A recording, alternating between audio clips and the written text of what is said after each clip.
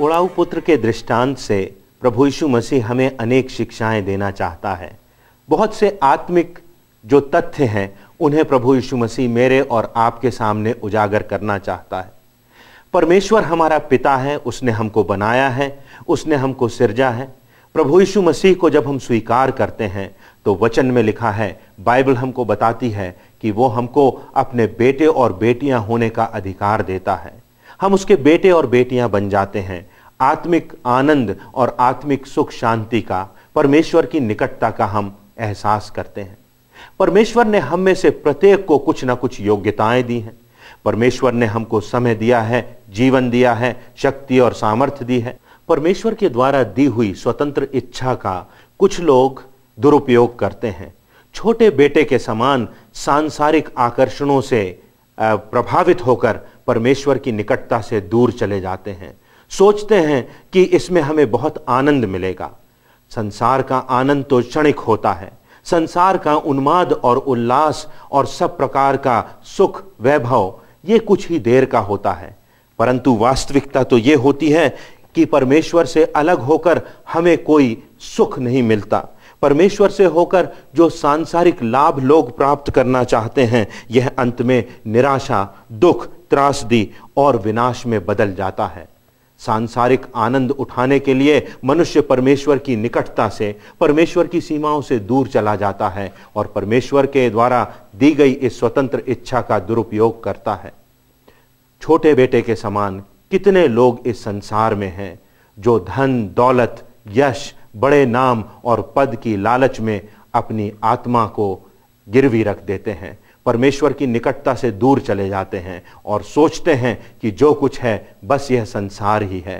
परंतु सांसारिक सुख जो होता है वो क्षणिक होता है और कुछ देर के बाद मनुष्य को इस बात का एहसास होता है कि इसके अंत में पीड़ा और दुख और त्रासदी ही मिलती है, और तब मनुष्य को वास्तविक आनंद, स्थायी शांति प्राप्त करने के लिए परमेश्वर के पास लौटना अनिवार्य होता है। इसमें प्रभु यीशु मसीह हमें एक और शिक्षा देना चाहते हैं, और वह शिक्षा यह है कि प्रत्येक सच्चे पश्चातापी को परमेश्वर स्वीकार करता है। चाहे हमने कैसे भी पाप किए हों, चाहे हमारे पाप लाही रंग के क्यों ना हों, चाहे संसार की दृष्टि में हम कितने भी निम्न और निकम्मे और नाचीज हों, परंतु जब हम वास्तविकता में पश्चाताप करते हैं, संसार के मार्ग को छोड़कर परमेश्वर की राह पर फिरते हैं, संसार के सुखों से परमेश्वर की निकटता में आते हैं, परमेश्वर की आत्मिक राज्य में प्रवेश करना चाहते हैं, तब परमेश्वर हमको गले से लगाता है, परमेश्वर हमको क्षमा करता है, परमेश्वर अपना प्रेम हम पर बरसाता है, परमेश्वर हमें अपने राज्य में स्वीकार करता है, और तब परमेश्वर के साथ उसके दूत भी हमारे लौटने से आनंद मनाते हैं। परमेश्वर किसी को भटक जाने से, किसी की आत्मा के विनाश से खुश नहीं होता। परमेश्वर हमको स्वतंत्र इच्छा देता है, परमेश्वर हमको मौका देता है। अब बड़े भाई की भी बात यहां पर आती है।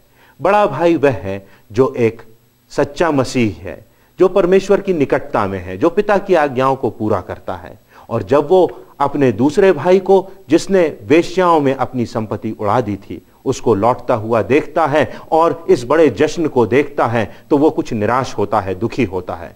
परंतु उसका पिता उससे कहता है, तू तो सदैव मेरा था, जो कुछ मेरा है सब कुछ तेरा है, परंतु तुझे आनंदित होना चाहिए, क्योंकि तेरा भाई जो भटक गया था वापस आ गया है, जो खो गया था वो फिर मिल गया है। और इससे हमें यही शिक्षा मिलती है कि वास्तविक आनंद, वास्तविक शांति, सच्चाई का, हमेशा का शाश्वत जीवन केवल परमेश्वर की निकटता में संभव है।